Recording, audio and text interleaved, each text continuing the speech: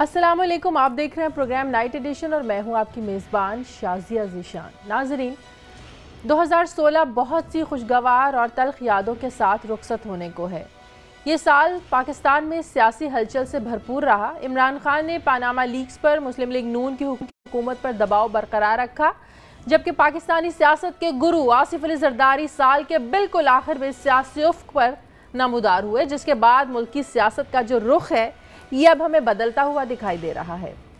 پاکستان اب 2017 میں داخل ہونے کو ہے، جس میں سیاسی محاذ آرائی کا خطرہ بدستور موجود ہے، کیونکہ پاناما لیکس کا معاملہ ابھی حل طلب ہے، جبکہ اگلے عام انتخابات صرف 1 سال کی دوری پر ہونے کی وجہ سے جو سیاسی جماعتیں ہیں یہ بھرپور سیاسی مہم جوئی کے موڈ میں نظر آ رہی ہیں۔ یعنی 2017 جلسے، جلوسوں، نعروں، دعووں اور وعدوں کا سال ثابت ہو سکتا ہے۔ سال 2017 میں پاکستان نئی عسکری اور عدالتی قیادت کے ساتھ قدم رکھ رہا ہے، اور یہ سال آپریشن ضرب عزم، کراچی آپریشن، پاناما لیکس اور سی پیک منصوبوں کی تکمیل کے حوالے سے خاص اہم ہے، جبکہ خارجہ محاذ پر پاکستان کو فوری جو ضرورت ہے یہ سپر پاور امریکہ کے نئے صدر ڈونلڈ ٹرمپ کے ساتھ بہتر تعلقات استوار کرنے کی ہے، کیونکہ بھارت امریکہ گٹھ جوڑ پاکستان کے افغانستان سمیت خطے میں اسٹریٹجک مفادات کے خلاف ہے۔ اس کے علاوہ 2016 میں بھارت سے بگڑتے تعلقات، مسئلہ کشمیر اور سندھ طاس معاہدے کے خلاف مودی سرکار کے بیانات بھی خیر کی خبر نہیں لائے، جن میں بہتری لانا یقیناً ایک چیلنج ہوگا۔ اقتصادی محاذ کی بات کریں تو حالات نسبتاً بہتر رہے، زر مبادلہ اپنے بلند ترین سطح پر رہا، پاکستان کی سٹاک مارکیٹ دنیا کی 5ویں بہترین سٹاک مارکیٹ کہلوائی، لیکن اس کے ساتھ ساتھ مہنگائی اور غیر ملکی سرمایہ کاری میں کمی بھی دیکھنے کو ملی۔ کیا 2016 کیسا رہا اور کیسا ہوگا 2017؟ کیا چیلنجز ہوں گے 2017 میں پاکستانی حکومت کو؟ اس پر آج ہم اپنے پروگرام میں بات کریں گے۔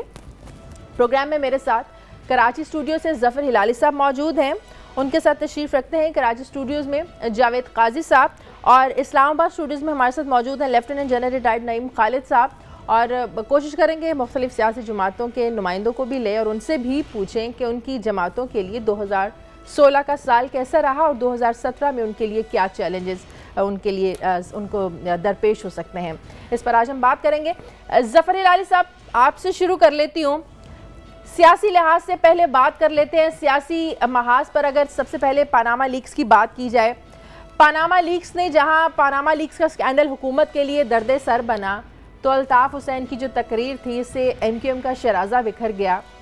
پی ایس پی ہم نے دیکھا، مصطفیٰ کمال کی قیادت پہ پی ایس پی بنی، جنرل مشرف پاکستان سے گئے تو سابق صدر زرداری پاکستان وطن واپس آ گئے، اور ان کے بعد اب جو سیاست ہے، سیاسی ہلچل میں زیادہ ہمیں ہلچل دکھائی دے رہی ہے۔ آپ کے خیال میں سیاسی لحاظ سے کیسا رہا 2016؟ 2016 تو نواز شریف صاحب کے لیے بڑا مشکل تھا، مگر بال بچ گئے، اور اب جو بچ گئے ہیں تو میرا اپنا خیال ہے 2017 میں وہ آرام سے سیل تھرو کریں گے، اور اگر 2017 میں الیکشن نہ ہوا جو وہ خود کال کر سکتے ہیں، پھر 2018 میں وہ ہو جائے گا۔ دیکھیے کیا زبردست قسم کی اسکیپ ہوا ہے ان کا۔ یہ تو ایک جو لوگ سمجھتے تھے یہ ختم ہے، اب کیس ان کے خلاف جائے گا، دھرنے ان کے خلاف جائیں گے، اور کیا کیا باتیں نہیں تھی کہ یہ ان کے خلاف ہے، وہ ان کے خلاف ہے، یہ ادارہ وہ ادارہ، مگر کچھ نہیں ہوا۔ ان دی اینڈ یہ نکل گئے زبردست، ان دی سینس کہ دیکھیے اب آصف زرداری صاحب واپس آ گئے نہیں ہے، جنوری کے پہلے ہفتے میں نیا بینچ جو ہے دوبارہ سے اس کی ہیئرنگ ہوگی، پاناما کیس کا مسئلہ بھی حل ہے۔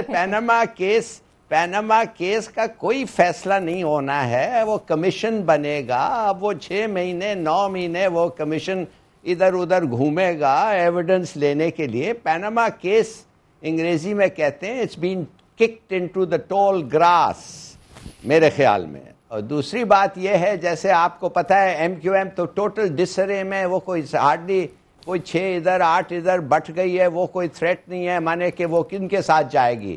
زرداری صاحب ان کے ساتھ ہے، rest of the parties J U I یہ سب ان کے ساتھ ہیں۔ تو میرا اپنا خیال یہ ہے کہ فارن پاورز ان کے ساتھ ہیں، اور جیسے آپ کو پتہ ہے ایک نئے آرمی چیف آئے ہیں نیوٹرل، تو کہنے کی بات یہ ہے کہ وہ اب بڑے خوش ہیں, ان کے چہرے سے محسوس ہوتا ہے وہ خوش ہیں.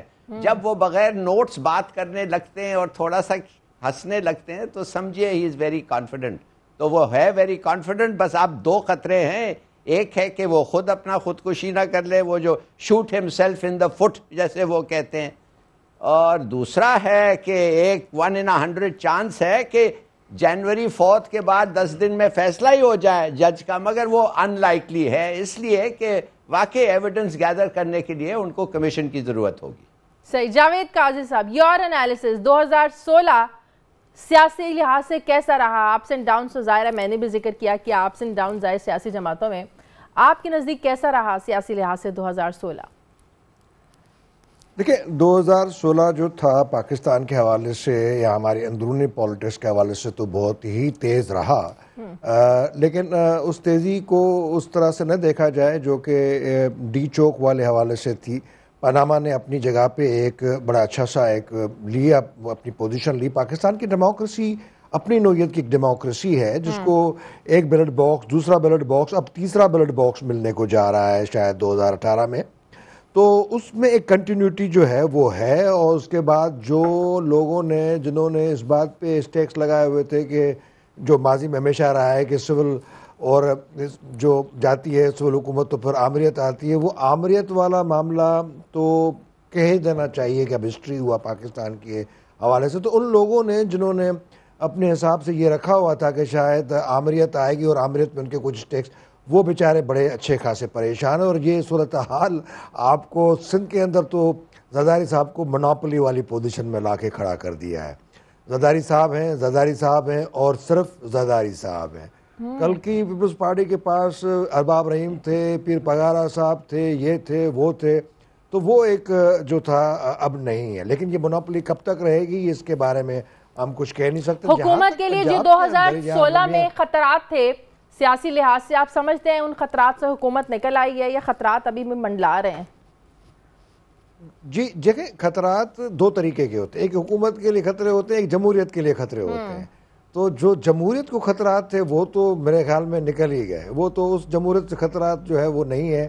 حکومت کے لیے کیا خطرہ ہوگا؟ یہی ہے نا کہ جی اب الیکشن ہونے کو جا رہی ہے, تو اب وہ جو عدالت نے جو انہوں نے 184(3) آرٹیکل کے تحت پبلک انٹرسٹ لیٹیگیشن میں جا کے ایک پاناما کا اسکینڈل کھڑا کر دیا ہے, جو 184(3) آرٹیکل کو جہاں تک میں سمجھتا ہوں چھوٹا موٹا وکیل ہونے کے ناطے وہ ایک بہت بڑی ایک جورسڈکشن ہے, اس میں بہت کچھ کیا جا سکتا ہے. لیکن بدنصیبی سے پاکستان کے اندر ہمارے کرپشن کے لاز بہت کمزور ہیں. آپ دیکھ رہے ہیں نیب میں کیا ہو رہا ہے, وہ بھی جو ہے وہ آپ کے سامنے پوزیشن ہے. تو جو لارجلی ہمارے کرپشن کے لاز ہیں وہ بہت کمزور ہیں. پاناما کا معاملہ ایویڈنسز کا معاملہ ہے جس طرح سے علی صاحب نے کہا, اور وہ ایویڈنسز میں جائے گا, اس کی ایویڈنسز جو ہے ان کی میجرمنٹ ہوگی, وہ اپریسیشن آف ایویڈنسز ہوتی ہیں, اس کے بعد جا کے پہنچیں گے. اور کیا ہوگا, وزیر اعظم چلا جائے گا, کوئی مسلم لیگ کی گورنمنٹ تو نہیں جانے کو ہے. اور اتنی بڑی ایلیٹ ہے, اولیگارکی ہے, اتنی بڑی پاکستان کے شرفاؤں کی کلب ہے, آدھی پیپلز پارٹی نے پکڑی ہوئی ہے سندھ کے اندر, نواز شریف نے وہاں پکڑی ہوئی ہے. میں سمجھتا ہوں خان صاحب کو آپ کتنا بھی کہیں کہ وہ بہت تیز کھیلتے ہیں, ان کی پالیٹکس میں پوری کرکٹ سمائی ہوئی ہے, وہ فاسٹ بالر ہے, وہ چھکے لگانے والے بیٹسمین تھے, تو وہ ایک اس کی مینیفیسٹیشن ہوتی ہے. لیکن بہت اچھا پلے بھی کیا عمران خان صاحب نے, لیکن کچھ زیادہ بھی کھیل گئے. اب ان کو اور بھی میچور ہونا پڑے گا. لیکن پنجاب میں انہوں نے اچھا خاصا ٹف ٹائم نواز شریف صاحب کو دیا, سندھ میں ایسی بات زرداری صاحب کے لیے کم از کم نہیں ہے. ٹھیک ہے, مجھے بریک لینے دیں. بریک کے بعد جب واپس بات کریں گے کہ خارجہ محاذ پر پاکستان 2016 میں جو چیلنجز آئے, کیا ناکامیاں تھی, کیا ہم نے کامیابیاں حاصل کی, اور کیا چیلنجز ہوں گے 2017 میں خارجی طور پر, ایک چھوٹے سے وقت کے بعد.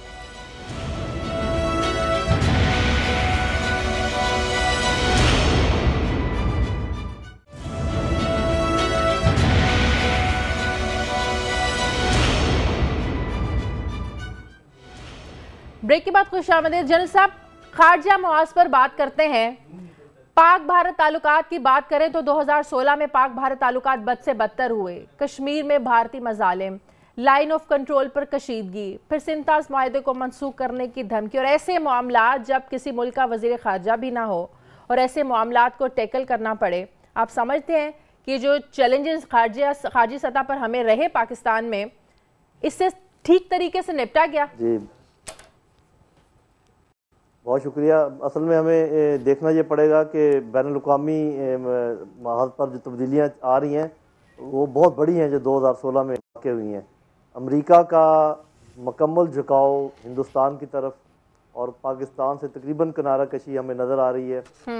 چین اور روس مل کر، ترکی نے امریکہ کو چھوڑ کر رشین کیمپ جوائن کرنے کی طرف ان کا نظر آ رہا ہے.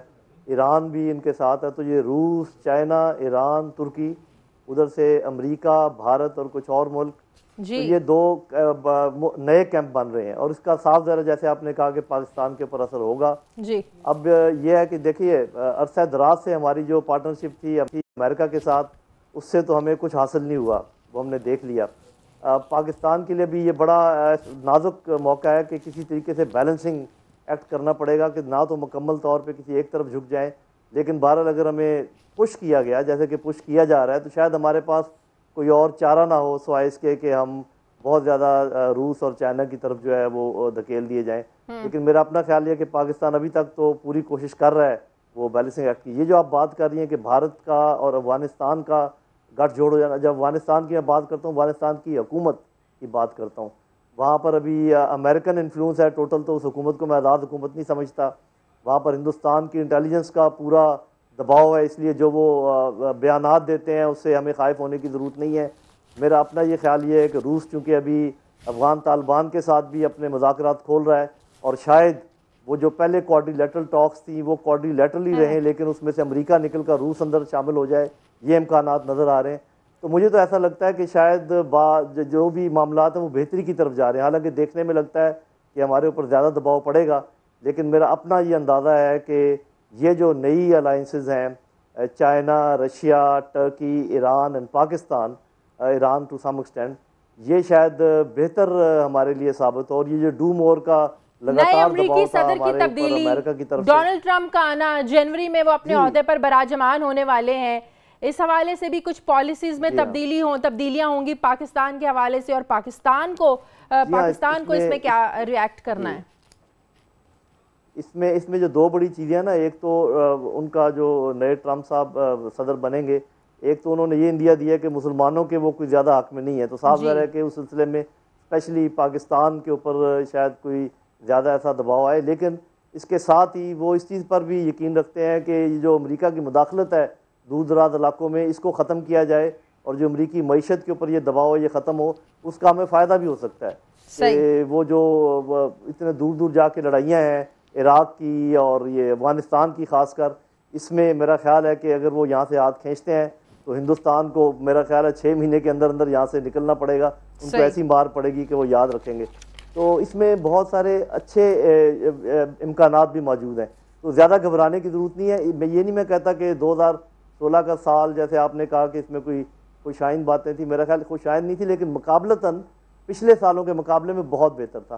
ایک جو بڑی بات میں اس میں شامل کرنا چاہوں گا کہ دیکھیے جو یہ ضرب عضب کا خاتمہ تھا 2016 تک ہونا تھا وہ ہو گیا، کیونکہ ضرب عضب وہ آپریشن سے جو کہ نارتھ وزیرستان سے متعلق تھے. باقی یہ ہے کہ جو انتہا پسندی کے خلاف جنگ ہے، جو ٹیررزم کے خلاف ہے، وہ تو جاری رہے گی اور وہ تو سب کو مل کے لڑنی ہے. صرف فوج اکیلی تو اس سلسلے میں جو کچھ نہیں کر سکتی. اور بڑی اچھی ٹرانزیشن ہوئی میں کہوں گا کہ عین رولز کے مطابق کہ نئے چیف آگے اور ابھی باتیں آگے بڑھیں گی. اس تبدیلی پر بھی بات کرتے ہیں، اس تبدیلی سے ہونے والی چینجنگز پر بھی ہم بات کریں گے. پی ٹی آئی کے رہنما نعیم الحق صاحب میں پر موجود ہیں، مختلف سیاسی جماعتوں کے نمائندوں کو بھی لائن پر لے کر ان کے بھی 2016 کی جو تجربات ہیں ان سے سنیں گے. السلام علیکم نعیم صاحب. جی نعیم صاحب، 2016 جانے کو ہے، 2017 آنے کو ہے. پی ٹی آئی کے لحاظ سے 2016 کو آپ کیسے دیکھتے ہیں؟ کوئی خاص اگر دیکھا جائے پولیٹیکلی کامیابیوں کا سال نہیں رہا شاید آپ کے لیے، جو آپ کے چیلنجز تھے وہ نہیں پورے ہو سکے، جیسے پاناما لیکس ہے، کرپشن ہے، اس حوالے سے جو ریزلٹس آنے چاہیے تھے وہ نہیں آ سکے. کیسا سمجھتے ہیں آپ پی ٹی آئی کے لیے 2016 کو، اور کیا نئے چیلنجز ہیں آپ کے نزدیک آپ کی پارٹی کو 2017 کے لیے؟ دیکھیں 2016 کا جو سال تھا وہ مجموعی طور پر پاکستان کے لیے اچھا نہیں رہا. سیاسی طور پر اچھا نہیں رہا، اقتصادی طور پر اچھا نہیں رہا اور سماجی طور پر اچھا نہیں رہا. تینوں اگر آپ بغور مطالعہ کریں تو آپ کو پتہ چلے گا کہ پاکستان کی ریاست میں ان تینوں شعبوں میں کسی قسم کی کوئی قابل ذکر ترقی نظر نہیں آئی، اور یہ حکومت کے اپنے اعداد و شمار ہے۔ آج ہی اسٹیٹ بینک نے جو رپورٹ شائع کی ہے 2016 کے حوالے سے، پہلے تو ہم کہتے تھے کہ حکومت روزانہ 6 ارب روپے کے قرضے لے رہی ہے، اس میں انہوں نے کہا ہے کہ 9 ارب روپے روزانہ کے قرضے حکومت لے رہی ہے۔ اس کا مطلب یہ ہے کہ اگر ایک سال میں وہ کوئی 3000 ارب روپے کے قرضے انہوں نے اس سال لے لیے ہیں۔ معیشت کی حالت بہت بری ہے، سب جانتے ہیں، مجھے حکومت کے اپنے اعداد و شمار اس کی طرف اشارہ کرتے ہیں۔ سیاسی طور پر نواز شریف صاحب کی ساکھ کو سخت نقصان پہنچا پاناما کی وجہ سے، اور پاناما میں انہوں نے 7 مہینے تک جس ہٹ قدمی کا مظاہرہ کیا وہ قابل افسوس ہے۔ ابھی تک یہ تو حکومت کی ناکامیاں گنوا دی، پی ٹی آئی کی کچھ کامیابیاں گنوا دیں۔ اس بات کی منتظر ہے کہ اس کی حقیقت ان کے سامنے آیا ہو جائے۔ ٹھیک ہے۔ نواز شریف صاحب نے غلط بیانی کر کے قومی اسمبلی میں ایک تاریخ رقم کی، میں سمجھتا ہوں کہ یہ بڑی شرمناک۔ نعیم صاحب میری آواز آ رہی ہے آپ کو؟ سپریم کورٹ کا فیصلہ ہم امید کرتے ہیں کہ 4 تاریخ کو جو کارروائی شروع ہو رہی ہے نعیم صاحب یہ تو حکومت کی ناکامیاں گنوا دی آپ نے، پی ٹی آئی کی کچھ کامیابیاں بھی گنوا دیں۔ آپ لوگوں کے لیے کیسا رہا؟ کامیابیوں کا سال تھا پی ٹی آئی کے لیے 2016 یا چیلنجز کا؟ غربت پاکستان کا سب سے بڑا مسئلہ ہے، مگر افسوس کے ساتھ کہنا پڑتا ہے کہ ہماری حکومت نے یا چاروں صوبائی حکومتوں نے کوئی قابل قدر اس میں قدم نہیں اٹھائے۔ غربت ہے، جہالت ہے، اور نفرت بھی بڑھتی چلی گئی کیونکہ لوگوں کو انصاف نہیں ملا۔ تو یہ سب جب انصاف نہیں ملتا ہے تو لوگوں کی نفرت جو ہے وہ بڑھتی ہے۔ میں سمجھتا ہوں کہ کراچی کے جو واقعات ہیں وہاں پر صحیح طریقے نعیم صاحب میری آواز آ رہی ہے آپ کو؟ یعنی 30 سال سے ہم دیکھ رہے ہیں۔ مجھے لگتا ہے نعیم صاحب کو میری آواز نہیں جا رہی ہے۔ نعیم صاحب آواز آ رہی ہے آپ کو میری؟ لے آئے اور عدالتی نظام فیل ہوا تو ملٹری کورٹس کو لے آئے، وہ بھی میں سمجھتا ہوں کہ صحیح معنوں میں۔ ٹھیک ہے، بہت شکریہ نعیم الحق صاحب۔ نعیم الحق صاحب نے ناکامیاں تو ظفر ہلالی صاحب گلا دی، اپنی کامیابیوں کی طرف نہیں آ رہے تھے۔ شاید پی ٹی آئی کو کوئی کامیابی نہیں مل سکی جس کے وہ توقع کر رہے ہوں گے۔ ہلالی صاحب اس سے پہلے ہم خارجہ محاذ کی بات کر رہے تھے، آپ کے خیال میں خارجی طور پر، خارجی سطح پر، خارجی محاذ پر پاکستان کے لیے 2016 کا سال کیسا رہا؟ پاک بھارت تعلقات کو دیکھیں، مسئلہ کشمیر دیکھیں، کشمیر کے مظالم دیکھیں، کیسا رہا 2016 کا سال؟ میرے خیال میں اچھا نہیں رہا۔ 2-3 چیزیں فوراً میرے ذہن میں آتے ہیں۔ ایک تو وہ اسٹریٹجک الائنس بن گیا بٹوین امریکہ اینڈ انڈیا، جس کے بارے میں بات ہو رہا ہے وہ پکا ہو گیا۔ دوسری بات یہ ہے کہ حالانکہ کشمیر میں اتنا ہوا اور اتنے ظالمانہ حرکتیں ہوئے کشمیریوں کے خلاف، نہ امریکہ نہ ویسٹ نہ سیکیورٹی کاؤنسل نے اس کو کچھ نوٹس دیا۔ ساتھ ساتھ میں سمجھتا ہوں کہ اوباما صاحب وہ آئے نہیں، 8 یا 8 سال ہو گئے ہیں وہ نہیں آئے، اور اس کے بعد انہوں نے کیا کہا کانفیڈینشلی اپنے لوگوں کو کہ پاکستان ایک ڈس فنکشنل اسٹیٹ ہے، اور ایک زمانہ ایسا بھی آ گیا کہ وہ نہیں چاہتے تھے کہ پاکستان کو کچھ یہ۔ تو آئی تھنک آل ان آل دیکھیے اس سے برا کیا ہو سکتا تھا، مگر اب یہ ٹرمپ صاحب جو آئے ہیں مسلمانوں کو یہ نہیں چاہتے ہیں، پتہ نہیں مسلمانوں کو شاید میرے خیال میں اتنا اچھا ٹیلی فون کال سے بات ہوئی تھی نواز شریف صاحب کو، ان کو بھی تعریف کی، پاکستان کو بھی کا تعریف کیا۔ تو اب میرے خیال میں اب دیکھنا چاہے گا، وی کی ناٹ پریڈکٹ کیا ہوگا، مگر 2016 جو سوال آپ نے پوچھا تھا، میرا اپنے خیال میں وہ پاکستان کے لیے certainly in terms of foreign affairs اتنا اچھا سال نہیں رہا۔ مجھے بریک لینے دیں، بریک کے بعد واپس آئیں گے کہ 2017 میں پاکستان کے لیے کیا چیلنجز ہو سکتے ہیں اور اس سے ہمیں نمٹنا کیسے ہے، ایک چھوٹے سے وقفے کے بعد۔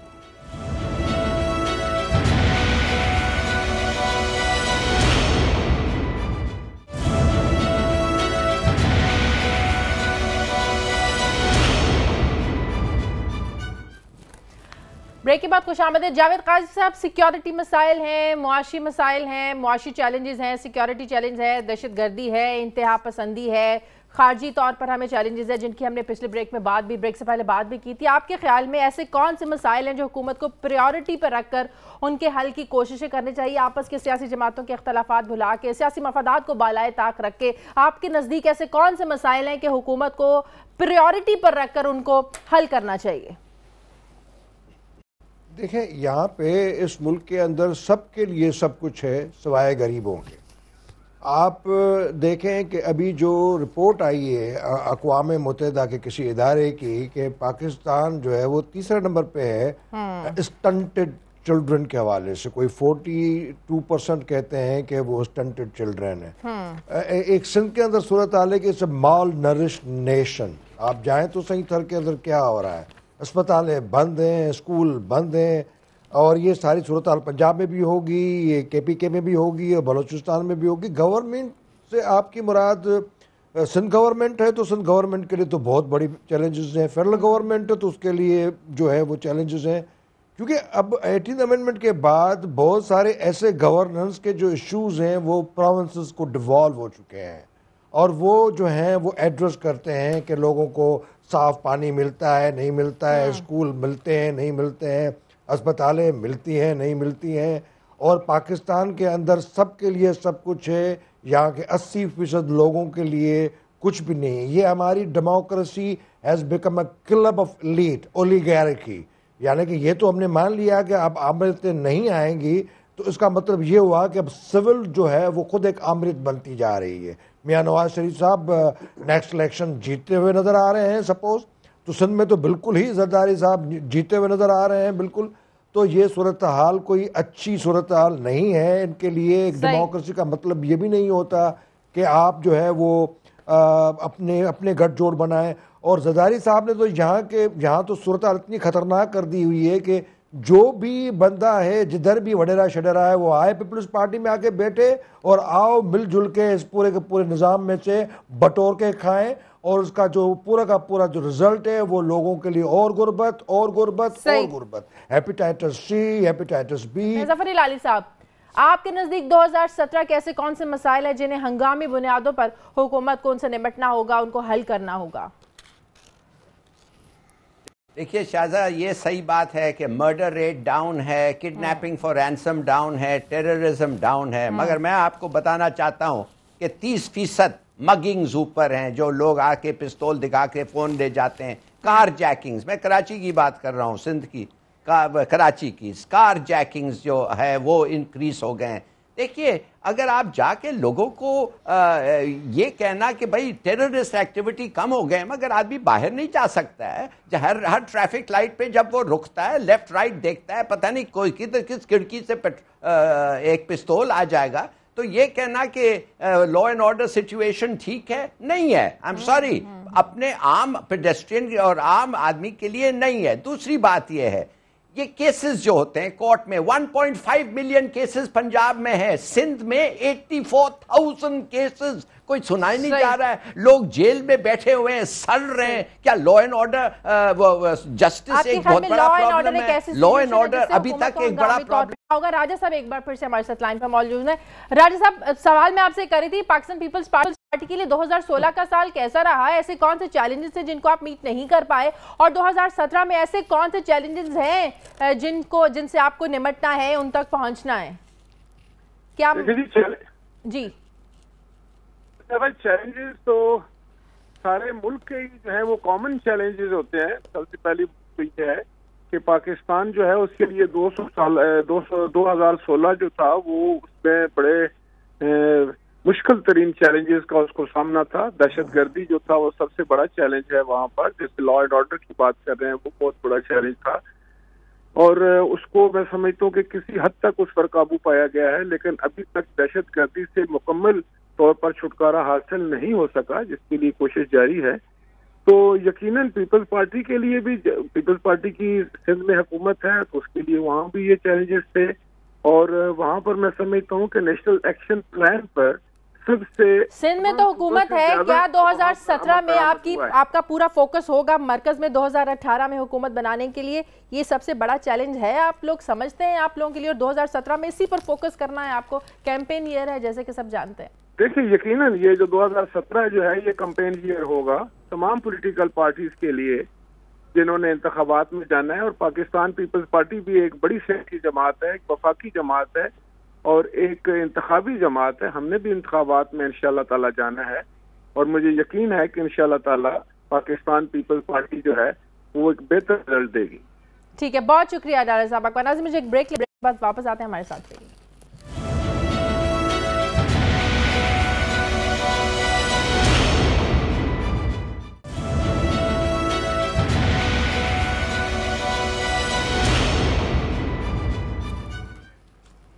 بریک کے بعد خوش آمدید جنرل صاحب، آپ سے میں بالکل ہمارا یہ لاسٹ چنک ہے، ٹائم تھوڑا ہے، میں چاہتی ہوں کہ آپ لوگوں سے میں میسیجز لے لوں. حکومت کے لیے کیا میسیج آپ دینا چاہیں گے؟ پاکستان پیپلز پارٹی کو کس طرح چلنا چاہیے، اور عمران خان صاحب کو اپنی پالیسیز میں کس طرح کی تبدیلی لانی چاہیے کہ 2017 میں جو ہے وہ اپنے جو بھی ان کے چیلنجز ہیں ان کو میٹ کر پائیں؟ سب سے پہلے بتائیے گا کہ حکومت کے لیے آپ کا کیا میسیج ہے؟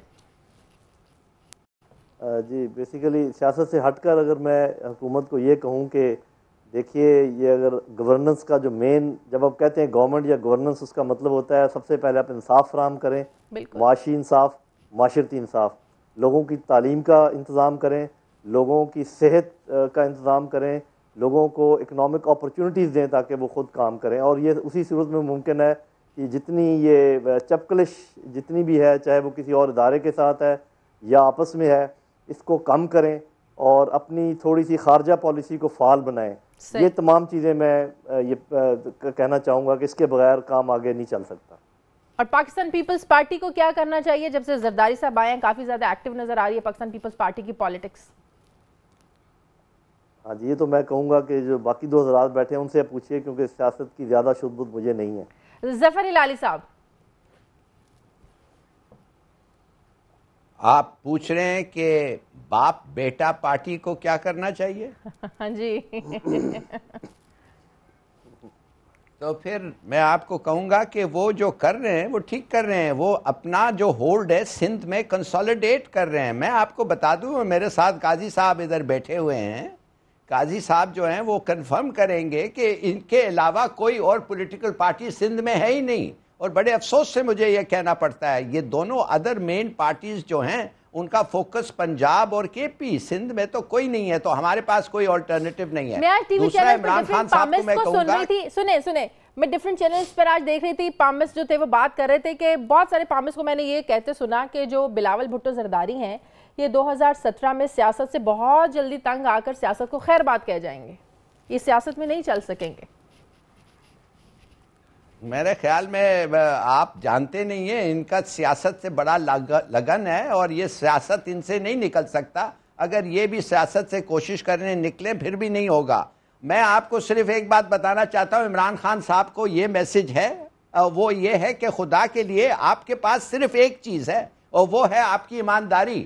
اگر وہ بھی آپ ختم کر دیں، بھائی زرداری صاحب کو انویٹیشن دے کے کہیں کہ آؤ گرینڈ الائنس آف پارٹیز کا لیڈر بنو، ایک تو وہ کبھی آئیں گے نہیں، اور آپ بار بار یہ جو درخواست کرتے ہیں اگر خدا نہ خواستہ وہ مان جائیں تو آپ کی بھی ریپیوٹیشن ختم ہو جائے گی. اسے عمران خان کی معصومیت کہیں گے یا کچھ اور؟ پتہ نہیں، ڈیسپریٹ ہو گیا ہے اب وہ بیچارہ، ڈیسپریٹ ہو گیا ہے. وہ نکال نہیں سکا نواز شریف صاحب کو دھرنے سے، تو اب ہر جگہ تلاش کر رہا ہے کوئی نہ کوئی طریقہ مل جائے. اور گورنمنٹ کو صرف ایک چیز میں کہوں گا، جیسے انہوں نے کہا پاورٹی، ہیلتھ، ایجوکیشن، واٹر اور جاب لیسنس، یہ 5 چیزیں ہیں. خدا کے لیے بھول جائے اسٹیٹسٹک کہ 5% ریٹ آف گروتھ ہوتا ہے، وہ بھول جائے 5%. جا کے دیکھے عام عوام کو کہ اس کا حالت کیسا ہے، اور جب آپ دیکھیں گے تو آپ سمجھیں گے کہ یہ 5 چیزیں میں ترقی ہونی چاہیے. ٹھیک ہے قاضی صاحب، آپ کا میسج. دیکھیں، میسج جو ہے وہ یہ ہے کہ آپ پاکستان بڑی مشکل سے ڈیموکریسی کو مستقل مزاجی سے لیتا ہوا نظر آ رہا ہے، لیکن یہاں اداروں کا فقدان ہے. اور یہ آپ میں راستوں کے جالوں، پتہ نہیں اس کے جال، وہ یہ چیز، کوئی یلو ٹرین، کوئی بلو ٹرین، کوئی گرین ٹرین، پتہ نہیں ٹرینیں آ رہی ہیں، اور غریب جو ہے اس بیچارے کی کوالٹی آف لائف امپروو ہو ہی نہیں رہی. اور یہ پاکستان جو ہندوستان سے بہت آگے تھا، کم از کم پاورٹی کے حوالے سے، پاورٹی ان کا انڈیجنس ایشو تھا ہندوستان کے اندر. آج پاکستان کا اندر poverty has become indigenous, deep rooted.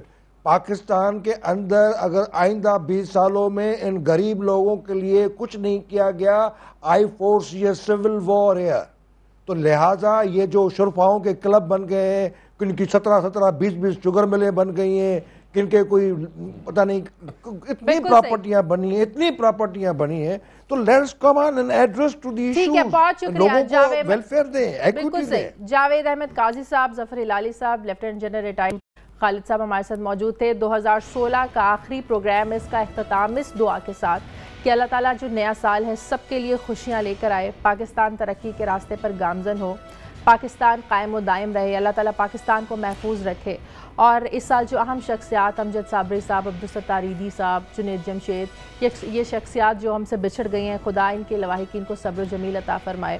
اور آخر میں ایک اور دعا کہ اللہ تعالیٰ ہمارے حکمرانوں کو صحیح معنوں میں عوام کے فلاح و بہبود کے لیے کام کرنے کی توفیق عطا فرمائے۔ آپ سے ملاقات ہوگی کل نائٹ ایڈیشن سے۔ شازیہ ذیشان کو اجازت دیجیے، اللہ حافظ۔